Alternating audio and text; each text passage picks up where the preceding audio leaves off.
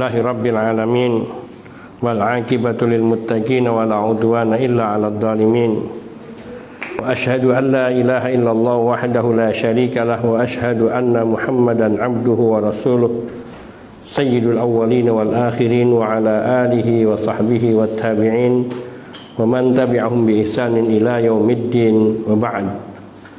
Ikhwan fid din, azani Allah wa iyyakum jami'a wa rahimani wa rahimakum. Kita masih dalam bahasan ulul himmah, yaitu ketinggian cita-cita atau semangat dari para salaf. Sebenarnya dalam kitab ini banyak sekali hal-hal yang sangat berharga. Kalau kita lihat dari tema di belakang, ini pembahasannya yang sangat luas, cuman masih jauh-jauh semua. Kita baru ini ada di sini ada kaitan dengan syahrul Ramadan dan saum. Ini ibadahnya para salaf, kekhusyuan dari salat mereka, qiyamul lailnya dan sebagainya. Tapi tidak mengapa, kita coba akan masuk, kita tetap melanjutkan di ulul himmah, yaitu ketinggian cita-cita atau tinggi cita-cita dari para salaf saleh. Wa qala Ma'an ibn Abdurrahman, berkata Ma'an bin Abdurrahman, ma ra'aitu mis'aran rahimahullah fi yaumin illa qultu huwa afdal minhu qabla dzalika. Tidaklah aku melihat Mis'ar di suatu hari, melainkan saya selalu mengatakan dia lebih baik dari sebelum ini. Maknanya bahwa peningkatan amalan ketaatannya kepada Allah Subhanahu wa taala setiap hari meningkat. Ini Mis'ar, sebagaimana dikatakan oleh Ma'an bin Abdurrahman dalam kitab Hilyatul Auliya yang sudah ditahdzib. Tahdzib itu sudah diteliti, disaripatikan. Waalaikumsalam warahmatullahi wabarakatuh. Ini menunjukkan semangat yang besar yang ada pada para salaf, yang mereka mengamalkan ajaran agama Nabi SAW, dan ketinggian himmah mereka yaitu selalu berusaha menjadi lebih baik dari hari ke hari. Berkata Umar ibn Abdul Aziz rahimahullah ta'ala, kanat li nafsun tawwaqah. Tawwaqah ay syawwaqah. Fakuntu la analu minha syai'an illa taqat ila ma huwa a'dham. Falamma balagat nafsil ghayah taqat ilal akhirah. Ini Allahu Akbar. Berkata Umar bin Abdul Aziz rahimahullahu ta'ala, saya ini punya jiwa yang sangat tawakah, itu sangat rindu, sangat menginginkan, ambisi, tapi ambisi kerinduan. Fakuntu la analu minha syai'an illa taqat ila ma huwa a'dham. Dan tidaklah aku fakuntu la analu minha syai'an, tidaklah aku mendapatkan sesuatu melainkan taqat ila ma huwa a'dham, melainkan diriku akan lebih menginginkan yang lebih besar dari yang aku sudah lakukan, yaitu di dalam ketaatan, bukan perkara dunia. Tidaklah aku mendapatkan sesuatu, yaitu kenikmatan dari diriku, melainkan diriku ini akan menginginkan yang lebih besar dari yang sudah aku peroleh. Falamma balagat nafsil ghayah, maka ketika diriku, hatiku itu sampai kepada puncak harapannya, artinya di dunia kenikmatan sudah diraih semua, taqat ilal akhir, maka hatiku, diriku ini rindu kepada kehidupan akhirat. Ini menunjukkan betapa ketika beliau mendapatkan kenikmatan beribadah, maka beliau menginginkan kenikmatan yang lebih dari yang sudah beliau miliki, dapatkan. Sehingga terus beliau mengejar yang lebih dengan meningkatkan ketaatan, sampai akhirnya kerinduannya adalah bukan hanya kepada apa yang ada di dunia dari kenikmatan beribadah, tetapi kerinduannya kepada Allah yang dijanjikan oleh Allah di kehidupan akhiratnya. Ini bagi kita mungkin sesuatu hal yang yang tidak ada makna. Tetapi sungguh ketika kita mau merenungi sedikit betapa para salafus saleh radhiyallahu ta'ala anhum wa rahimahumullah, mereka ketika dapat merasakan kenikmatan beribadah kepada Allah, mereka akan mengejar yang lebih nikmat lagi, lebih mendalam lagi ketaatannya. Seperti kalau kita diberi sesuatu yang enak, kemudian di sana ditawarkan yang lebih enak, maka kita ingin mengejar yang lebih enak lagi. Dan ditawarkan yang lebih enak lagi, kita akan mengejar yang lebih enak lagi. Sehingga ketika kenikmatan ubudiyah itu telah tercapai pada puncaknya di dunia, maka kerinduan hatinya melampaui dari yang di dunia, yaitu apa yang dijanjikan Allah di dalam akhiratnya, yaitu merindukan akhirat. Taqat yakni nafsi ilal akhirah, hatiku, jiwaku, diriku akhirnya merindukan kehidupan akhirat. Diriwayatkan dari Farqad ini seorang imam masjid di Basrah, beliau berkata, dakhalu ala Sufyan ats-Tsauri rahimahullahu taala fi maradihi alladhi mata fi. Para sahabat Sufyan ats-Tsauri, mereka masuk menemui Sufyan ats-Tsauri, berkunjung menjenguk beliau di saat beliau sakit, yang sakitnya ini membawa kematian. Artinya beliau sakit, yang sakit inilah sakit yang diderita, yang akhirnya tidak ada kesembuhan selain kematian. Yang disebutkan fi maradihi alladhi mata fi, yakni beliau saat itu sedang sakit yang membawanya kepada kematian. Fahaddatsahu rajulun bihaditsin fa'ajabah. Maka ada seseorang dari sahabat-sahabat beliau dan murid-murid beliau ini yang menyampaikan sebuah hadis, dan hadis ini mengagumkan Sufyan ats-Tsauri rahimahullah. Wa daraba yadahu ila tahti firasyi, maka beliau memukulkan tangannya ke bawah kasurnya. Fa akhraja alwahan, lalu beliau mengeluarkan semacam kayak papan kecil miliknya. Fakata badzalikal hadis, lalu ditulis itu hadisnya, padahal di akhir hayatnya. Fakata badzalikal hadis. Faqalu, maka mereka bertanya kepada beliau, faqalu lahu ala hadhil hal minka, dalam kondisi seperti engkau masih mau mencatat hadis? Faqala innahu hasanun. Maka beliau mengatakan ini hadisnya hasan, ini hadisnya bagus, baik. In baqitu faqad sami'tu hasanan. Kalau aku masih hidup maka aku sudah mendengar hadis yang bagus. Wa in mittu faqad katabtu hasanan. Kalaupun aku meninggal dunia, aku juga telah mencatat hadis yang bagus. Ini ulul himmah. Kalau kita mungkin di akhir-akhir hayat, ketika kita menghadapi kematian ataupun sakit yang kadang harapan sembuhnya sedikit, barangkali kita, setiap orang yang datang, yang kunjung kepada kita, doakan ya, mudah-mudahan saya sembuh. Doa kita selalu masih ingin punya harapan panjang. Tetapi kadang harapan panjang itu, harapan itu tidak dibarengi dengan ulul himmah. Sekiranya dibarengi dengan ulul himmah, dibacakan kepadanya sebuah hadis dan beliau merasa hadis ini sangat bagus, dilihat dari sanadnya dan matannya, maka beliau mengambil catatan beliau dan beliau menulis itu papan untuk diri beliau. Sehingga ketika ditanya, dalam kondisi seperti ini engkau masih memikirkan ilmu, memikirkan hadis, kata beliau, ini hadis bagus, ini hadis bagus. Entah yang dimasukkan hasan ini dalam pengertian bahasa yang maknanya bagus, indah, ataukah yang di pengertian dalam hasan ini dalam pengertian ilmu hadis yang maknanya derajatnya hasan. Yang hasan itu di zaman para salaf itu bisa diartikan sahih, karena mereka hanya mengenal sahih dan dhaif, dan kadang mereka menggunakan kata hasan untuk arti sahih. Kalaupun dimaksudkan dengan ilmu hadis, maka hadis ini adalah hadis yang hasan atau hadis yang derajatnya sahih atau sedikit di bawah sahih. In baqitu faqad sami'tu hasan, kalau aku diberi kesempatan hidup panjang maka aku sudah mendengar hadis yang baik ini, hadis yang sanadnya hasan ini.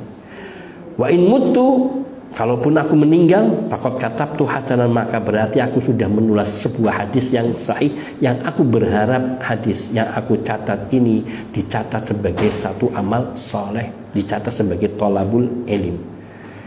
Maka ini menunjukkan bahwa belajar menuntut ilmu itu seperti dikatakan dalam satu ungkapan, utlubul ilma minal mahdi ilal lahdi. Carilah ilmu dari buayan hingga liang lahat. Hingga liang lahat. Maknanya belajar itu terus, ya Rabbana. Para ulama-ulama yang mereka produktif, mereka meninggal dunia dan di tangan mereka, artinya mereka masih punya tugas yang belum mereka selesaikan, yaitu menulis kitab-kitab. Rata-rata Syekh Al-Albani rahimahullah ta'ala, beliau saat itu sedang menulis Sirah An-Nabawiyah yang belum selesai. Beliau mentakhrij dari Sirah Nabawiyah punyanya Ibnu Katsir yang 2 jilid tebal. Dan beliau baru sampai kepada mau masuk kepada Isra dan Mi'rajnya Rasul sallallahu alaihi wasallam. Imam An-Nawawi rahimahullah ta'ala, beliau masih menulis Al-Majmu' Syarhul Muhadzab yang belum beliau selesaikan semuanya. Masih ada bagian-bagian dari Majmu' Syarhul Muhadzab yang belum beliau tuntaskan, belum beliau bahas. Beliau masih lewatkan dan membahas kepada bagian-bagian lain, yang kemudian beliau meninggal dunia dan dilanjutkan oleh As-Subki dan Ad-Darani. Kemudian juga Imam As-Suyuti, juga yang lainnya, Jalal Tafsir Jalalain. Ini kenapa disebutkan Tafsir Jalalain? Karena ketika ditulis yang pertama oleh, saya lupa, Jalaluddin As-Suyuti yang belum rampung, kemudian beliau meninggal dunia, lalu disambung oleh Abdurrahman Jalaluddin Abdurrahman, yang juga Jalaluddin Abdurrahman Jalaluddin kalau nggak salah, sehingga disebut kitabnya Tafsir Jalalain. Allah Ta'ala alam, saya lupa nama beliau, tapi artinya penulisan itu disambung oleh ulama lain yang menunjukkan mereka, rata-rata para ulama, mereka meninggal dunia dan masih menuliskan ilmu. Dan bahkan ada sebagian mereka seperti Imam Al-Auza'i, ketika beliau meninggal dunia, beliau masih meriwayatkan sebuah hadis. Dan hadis yang beliau riwayatkan di akhir hayatnya, beliau bacakan kepada sahabat-sahabatnya, sengaja dipancing oleh sahabatnya, yaitu dengan mengucapkan hadis Nabi yang riwayatnya diriwayatkan sanadnya sehingga pulang-pulang. Maka Imam Al-Auza'i mengatakan, yakni qala Rasulullah sallallahu alaihi wasallam, disambung oleh beliau, qala Rasulullah sallallahu alaihi wasallam, man kana akhiru kalamihi la ilaha illallah dakhala al-jannah, dan beliau meninggal dengan kalimat itu. Allahu akbar. Karena semangat untuk berilmu dan menyampaikan ilmu, dan itu yang disebut dengan ulul himmah. Malik bin Dinar rahimahullahu taala, beliau berkata Isa alaihissalam, yang Nabi Isa alaihissalam, bihaqqin aqulu lakum, sungguh aku katakan kepada kalian dengan benar,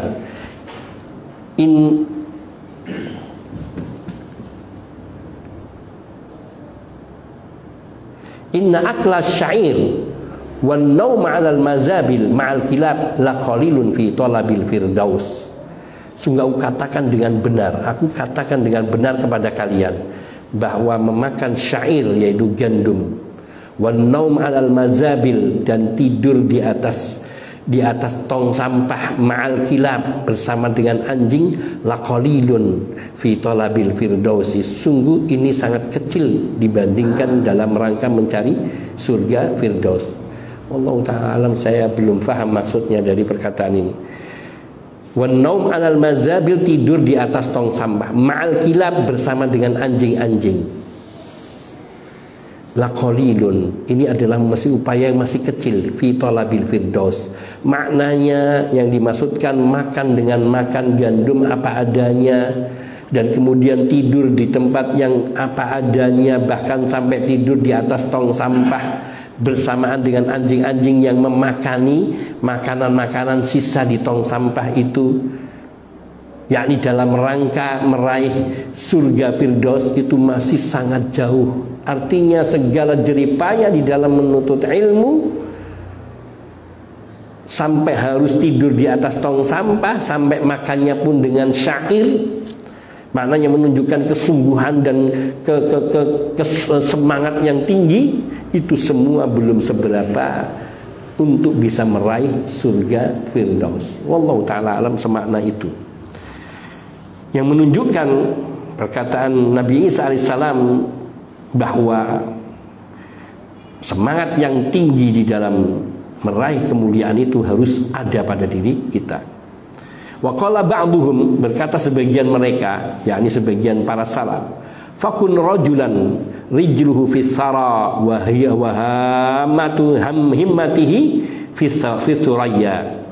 Jadilah kamu seseorang yang kakinya berpijak di tanah, wahamatu himmatihi, dan himmahnya, cita-cita yang tertingginya dia tempatkan fis thuraya, di bintang Suraya. Sebuah ungkapan dalam bait syair yang artinya apa? Tanamkan cita-cita yang tinggi meskipun kamu adalah penduduk bumi. Maknanya meskipun kita ini dengan segala keterbatasan kita tidak memiliki banyak bekal, banyak sarana, tetapi jangan sampai kita ini lemah semangat di dalam meraih kemuliaan di sisi Allah Subhanahu wa ta'ala, dengan ilmu, dengan ketaatan.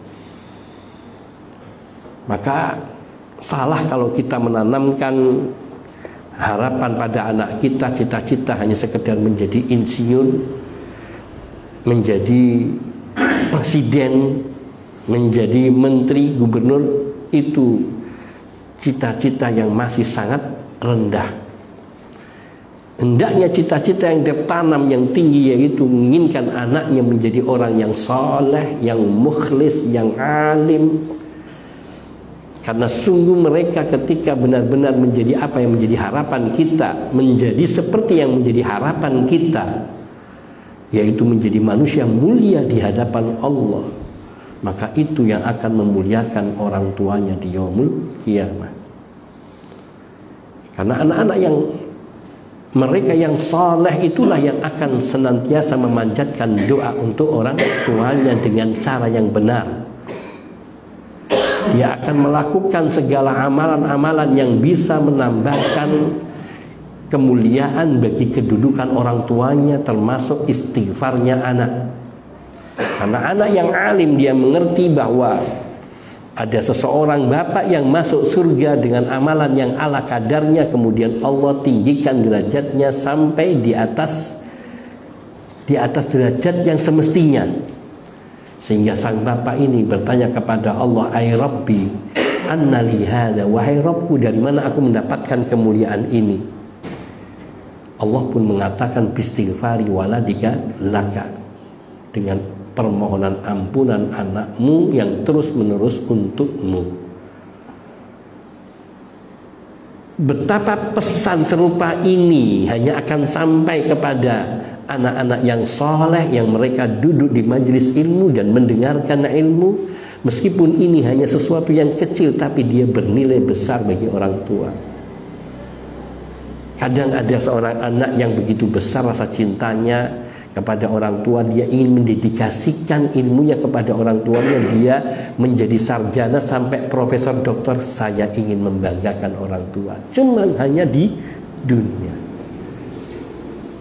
Tapi ada yang lebih dari itu, ketika kita menanamkan ulul himmah, ketinggian cita-cita, yaitu meraih surga Allah Subhanahu wa ta'ala dan kemuliaan di sisi Allah tabaraka wa ta'ala. Berkata As-Sirri As-Siqti rahimahullahu ta'ala, "Man arafa ma yatlubu hana alaihi ma yabdhul." Siapa yang mengetahui apa yang sedang dia cari, orang yang mengetahui apa yang sedang dia cari, maka dia akan menganggap kecilnya apa yang dia kurbankan.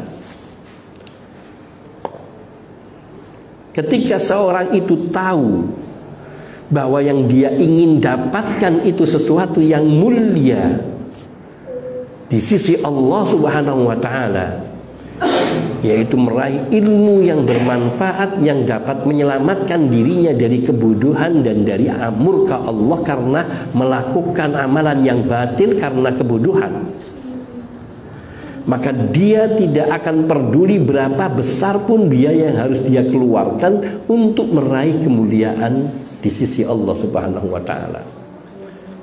Hana alaihi ma yabdul, sangat enteng dia, maka meringankan dia keluar biaya besar.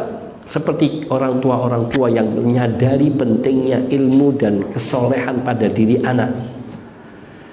anak-anaknya dari mulai kecil dia sudah masukkan di sekolah-sekolah yang memiliki perhatian terhadap pendidikan agama, lebih terutama kepada tahfidzul Quran misalnya, sehingga kadang-kadang sekolah itu biayanya mahal pun dia bayar. Kadang dia harus meminjam, kadang dia harus menjual aset yang ada untuk bisa membiayai sekolah anaknya yang mungkin masih tingkat TK, masih tingkat SD, akan tetapi di sekolahan yang mengajarkan agama dan mengajarkan iman dan mengajarkan Al-Quran. Kenapa? Karena orang tua berharap kelak anak saya ini bisa mengenal Allah lebih baik dari dirinya. Dan sungguh kemuliaan-kemuliaan ini sampai pun nanti ketika harus masuk pondok dengan biaya puluhan juta, ketika masih bisa dijangkau meskipun dengan agak berat, akan dia lakukan. Hana alaihi ma yabdul, dia akan menganggap itu murah.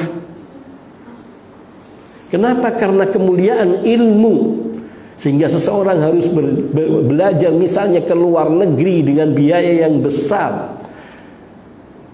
Dia akan lakukan dengan segala cara, meskipun harus keluar biaya yang besar, dan dia anggap itu ringan, kecil, karena mengetahui apa yang dia ingin raih itu sesuatu yang mulia dan agung di sisi Allah Subhanahu wa ta'ala.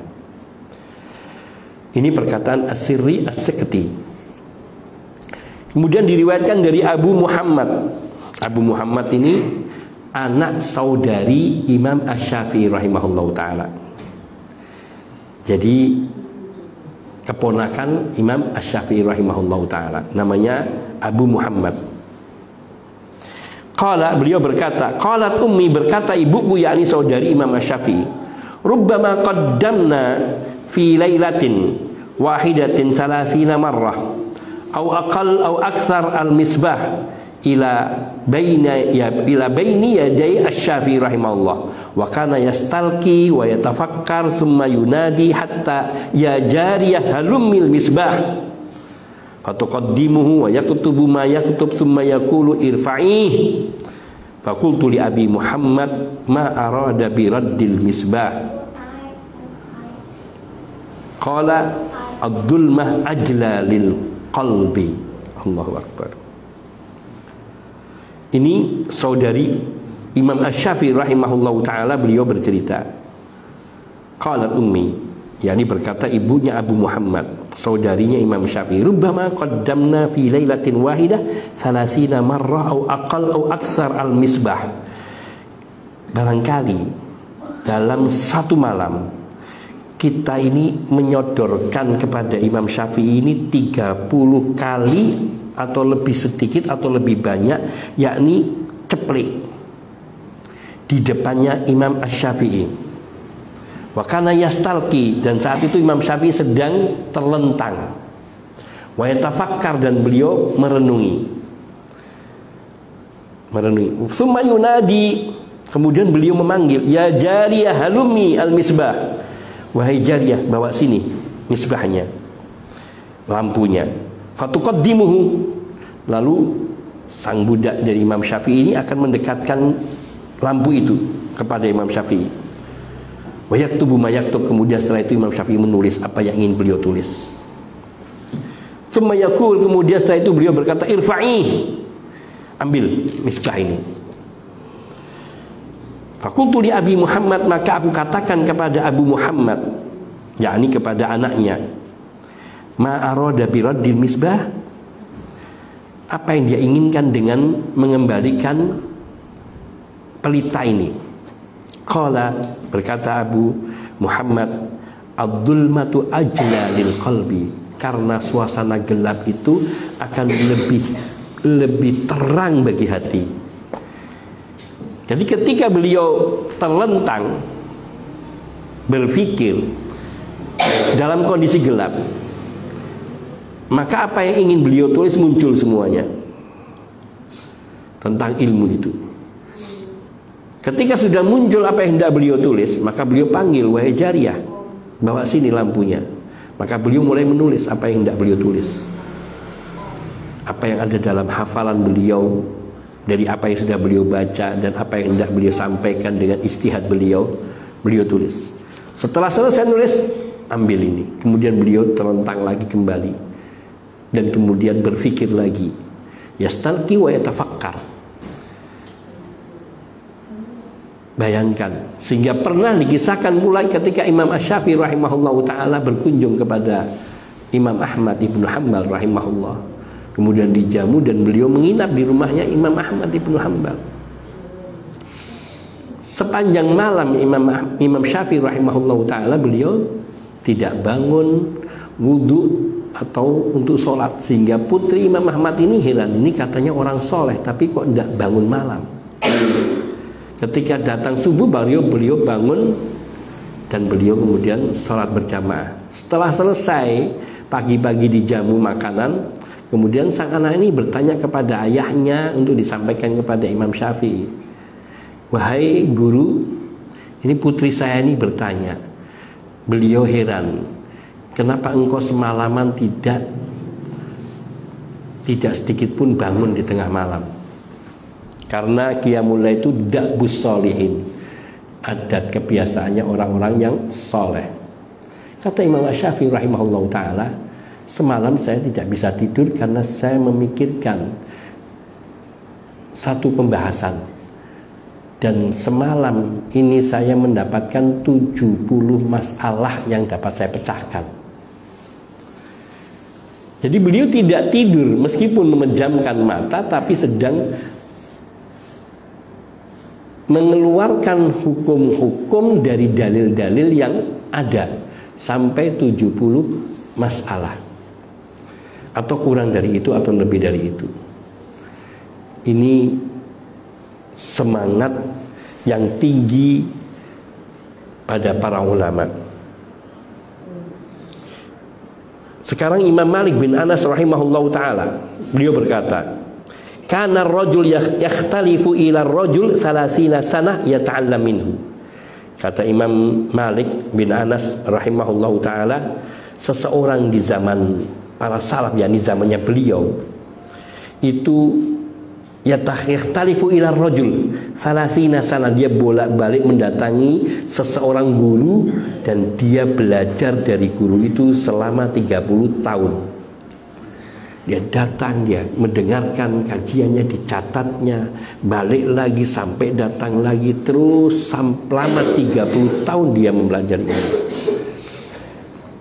Abdullah ibnu Abbas radhiyallahu ta'ala anhuma, seperti yang pernah sudah sering kita kisahkan, ketika yakni beliau sampai datang kepada seorang sahabat Nabi, tidur di depan pintu rumahnya, yakni di depan rumahnya, menunggu sang sahabat Nabi keluar dari rumahnya untuk mengambil hadis dari sahabat Nabi yang mulia ini.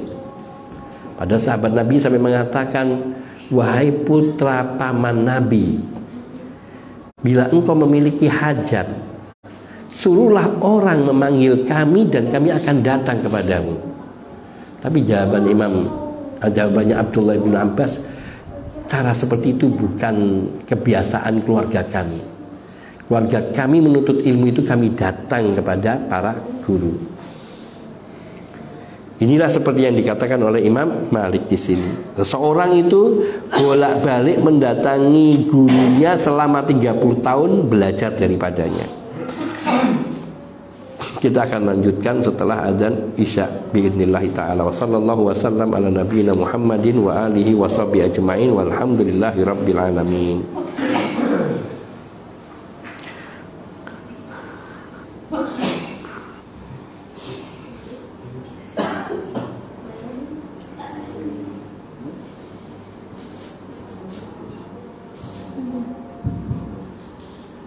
Allahu Akbar, Allahu Akbar,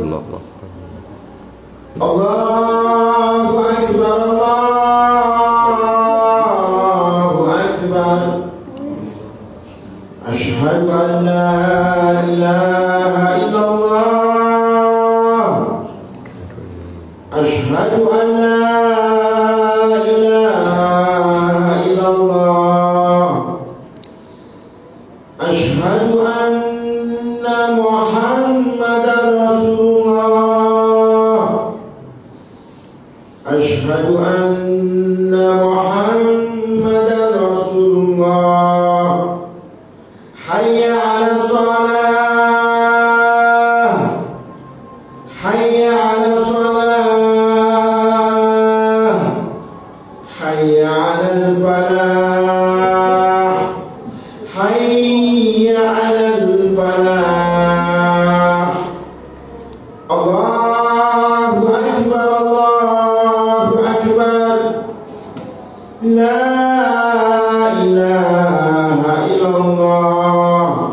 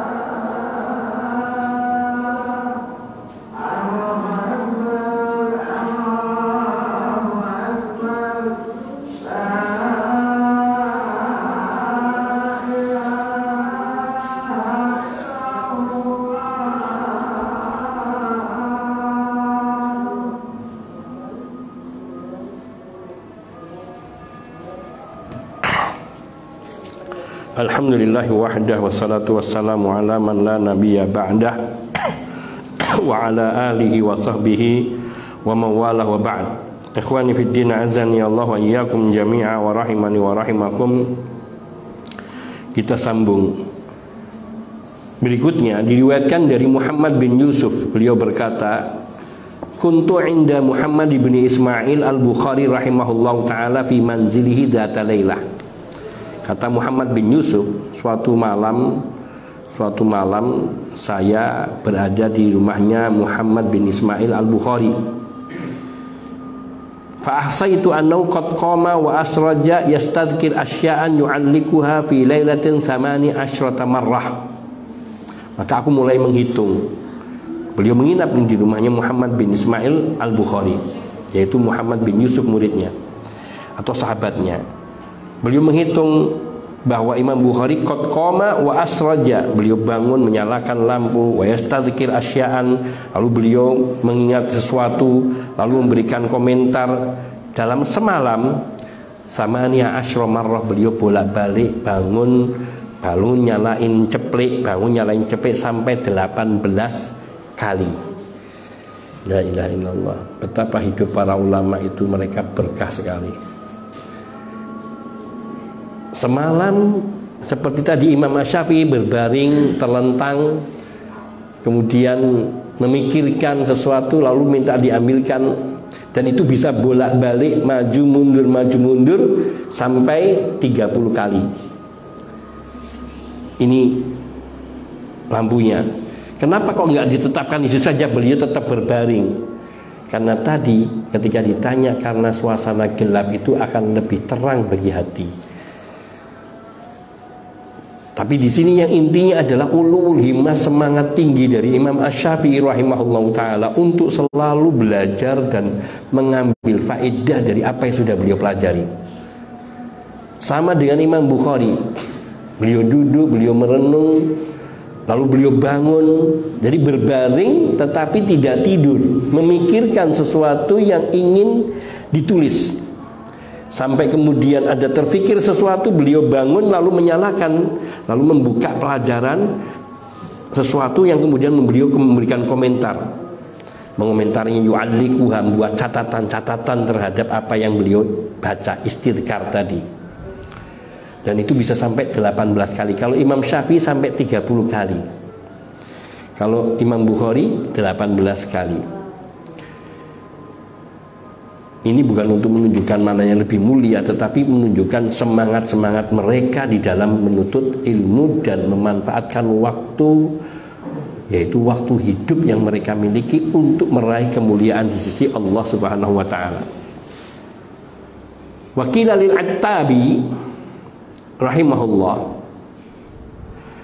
fulanun ba'idul himmah, qala idzan la yakunu lahu ghayatun dunal jannah. Si fulan ini ba'idul himmah, cita-citanya sangat jauh. Qala, kemudian beliau berkata, idzan la yakunu lahu ghayatun dunal jannah. Jadi dia tidak punya cita-cita yang di bawah surga. Cita-cita yang ingin dia raih semuanya surga. Harapan keinginannya adalah meraih surga, yaitu dengan ilmu, dengan amal.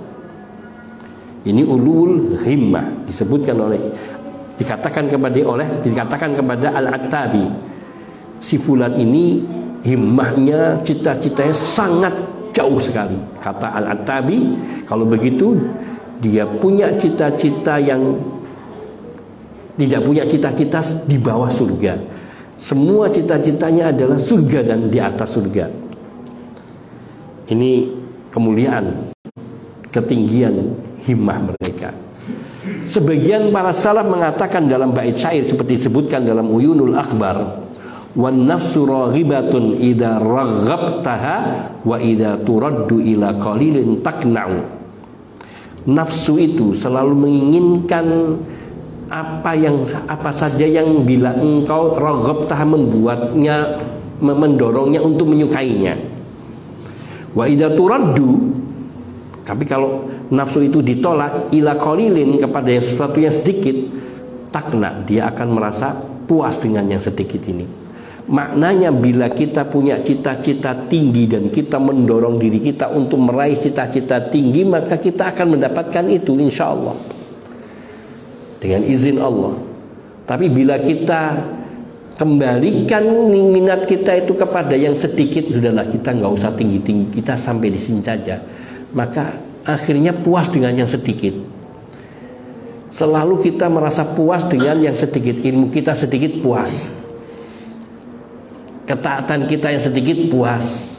Sudahlah kita 11 rakaat setengah jam saja, misalnya di Ramadan, maka orang puas dengan yang segitu. Tapi orang-orang salaf mereka mengatakan wan nafsu raghibatun idza raghabta, nafsu itu akan terus mengejar, menginginkan yang lebih. Kalau kita buat nafsu itu, yaitu diri itu kita dorong untuk menyukai lebih dari itu. Sehingga para salaf itu kalau Ramadan, ya Allah, ini mudah-mudahan menjadi motivasi kita dan menjadi cerminan buat kita atau introspeksi kita. Kalau Ramadan, seperti Imam Malik rahimahullah ta'ala, beliau meninggalkan majelis hadis, majelis ilmu, dan mulai beranjak membaca Al-Quran dari mushaf langsung. Imam Qatadah, beliau kalau di luar Ramadan menghatamkan Quran sepekan sekali, 7 hari sekali. Tapi begitu masuki Ramadan, maka beliau menghatamkan Quran 3 malam sekali. Berarti semalam 10 juz. Dan ketika memasuki 10 malam terakhir, maka beliau menghatamkan Al-Quran setiap malam. Ditanya kapan tidurnya, bainal maghribi wal isya. Dan itu membacanya semuanya di dalam sholat taraweh. Kalau kita kan 1 hari juz itu ya dari pagi sampai pagi lagi, istilahnya dicicil gitu. Pagi mungkin 3 juz, nanti menjelang duha ambil 2 juz, atau terus sampai sehingga semalam 1 malam, kalau ada yang kuat 1 hari 1 juz. Saya pernah mendapatkan satu muridnya Ibnu Abbas. Ketika saya tahun lalu ngisi di sana, saya tanya, kamu sudah hatam berapa? Itu hari yang keberapa itu? Yang hari yang ke-16 atau keberapa? Sudah berapa kamu menghatamkan? Harinya yang 16 atau berapa, 18, dan dia sudah menghatamkan lebih dari hari itu. Jadi dia menghatamkan 1 hari 1 juz lebih berapa ayat atau lebih berapa lembar. Sehingga dia kalau tidak salah lebih 2 hari atau lebih 2 hari. Jadi dia itu hari 18, tapi dia sudah menghatamkan Quran 20 kali. Saya tanya guru-gurunya, ada yang nggak menghatamkan seperti itu? Semua tertunduk, termasuk saya tertunduk. Bayangkan. Tapi ini masih menghatamkan dengan membaca biasa. Kalau para salaf, subhanallah, mereka menghatamkannya dalam sholat malam. Ketika ada seorang imam yang menghatamkan semalam cuman 7 juz atau 8 juz, dicela sama makmum, kamu menghatamkan kok malas sekali. Bayangkan 1 malam 7 juz, malas. Kalau mereka menghatamkan Al-Baqarah dalam 8 rakaat, sudah dianggap apa? Kalau kita kelamaan, kalau mereka ini malas sekali. Kalau sampai menghatamkan surat Al-Baqarah dalam 12 rakaat, maka dikatakan lebih dari malas. Saya ungkapannya lupa dalam bahasa. Kita 1 hari dikasih 1 juz sudah teriak.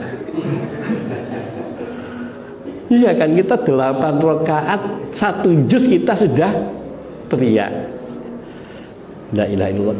Artinya perimbangannya bagaimana mereka yang orang-orang yang amalannya yang lebih hebat dari kita dan semangat berimannya lebih tinggi. Kenapa? Karena ulul himmah, karena punya semangat. Kita hari ini mau mencari masjid yang 1 juz semalam nyaris tidak ada. Dulu zamannya Ustaz Ghafar Ismail masih ada, tapi kadang-kadang bacaannya juga dicepatkan. Wallahu ta'ala alam, saya lupa. Tapi rumah enggak cepat, lama. Karena sujudnya, rukuknya juga lama. Karena waktu itu masih kecil saya diajak. Luar biasa capek ya. 1 malam 1 juz. Dan sekarang kalau ada yang mengusurin masjid sini, bagaimana kalau 1 malam 1 juz?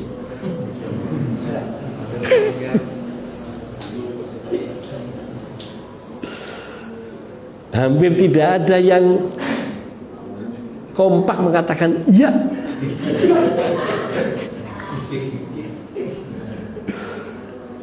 Ya Allah ya Rabbi, menunjukkan betapa kita ini lemah semangat. Ya Rabbi, mudah-mudahan meskipun tidak di taraweh, mudah-mudahan mungkin dalam sehari bisa hatam 1 juz minimal. Itu ya Allah. Kalau kita bilang 1 juz membaca 1 hari itu. Ketika membaca riwayatnya para sahabat, malu kita. Ya Allah, malu benar kita ini. Mereka orang yang sudah dekat dengan Nabi, jihad mereka luar biasa. Mereka membela Rasul sallallahu alaihi wasallam seperti apa? Mereka hidup di masa-masa kemuliaan dan mereka masih bersemangat beribadah dengan luar biasa. Kenapa mereka bisa seperti itu? Karena ulul himmah. Kenapa ulul himmah mereka, ketinggian cita-cita mereka begitu hebat? Ya Allah, karena mereka betul-betul meresapi ibadah itu sesuatu yang dirindukan tadi. An-nafsu raghibatun idza raghabta. Bahwa jiwa kita itu akan sangat mengejar, menyukai, mencondong kepada kebaikan ketika kita memotivasinya. Saya ingat dulu ketika masih kecil, masih SD, ada buku orang tua saya, Allah yarhamuh, kisah tentang 60 sahabat Rasul sallallahu alaihi wasallam. Kita kecil itu kalau membaca buku-buku kayak gitu kan seneng, karena kisah cerita-cerita sahabat itu. Ya Allah, melihat Zubair ibnu Awwam bagaimana gagah beraninya, Khalid ibnu Walid, Abdurrahman ibnu Auf, Utsman bin Affan. Semangat-semangat mereka itu betul-betul memicu hati kita itu pingin jadi seperti mereka. Kalau anak kecil itu kan ditontonkan Superman, ya pingin jadi Superman. Tontonkan Spiderman, pingin jadi Spiderman. Kalau kita tontonkan pribadi-pribadi mulia seperti para sahabat, apa mereka nggak akan tumbuh ingin menjadi seperti mereka? Yaitu wan nafsu raghibatun idza raghabta. Nafsu itu, jiwa itu, hati itu akan senantiasa merindukan kebaikan-kebaikan kalau kita memotivasinya.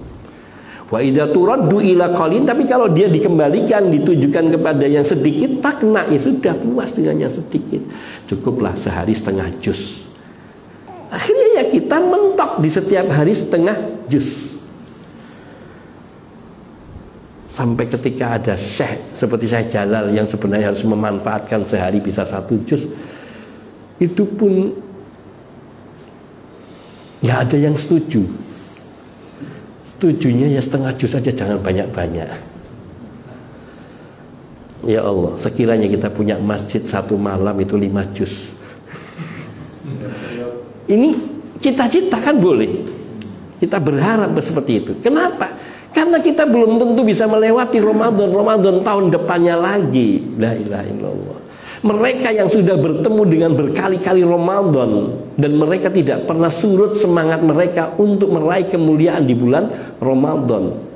Ya Allah, kita melewati Ramadan dari dulu nggak pernah maksimal. Keluar Ramadannya kita tetap aja kayak gini, jadi seperti sebelum Ramadan. La ilaha illallah. Ini semua harusnya menjadi pelajaran bagi kita, cambukan bagi kita. Satu lagi terakhir, ini banyak sekali, ingin tak bacakan semua. Berkata Abdurrahman bin Abi Hatim rahimahullahu ta'ala, kunna bi Misra 7 ashhur lam na'kul fiha marakatan kullu nahanina muqassam li majalis syuyukh wa bil laili an-nasxu wal muqabalah. Dikisahkan oleh Abdurrahman bin Abi Hatim rahimahullah, Ibnu Abi Hatim ini, Ibnu Abi Hatim ini seorang perawi juga. Kami dulu tinggal di Mesir selama 7 bulan. Selama itu 7 bulan itu kami tidak pernah makan marok.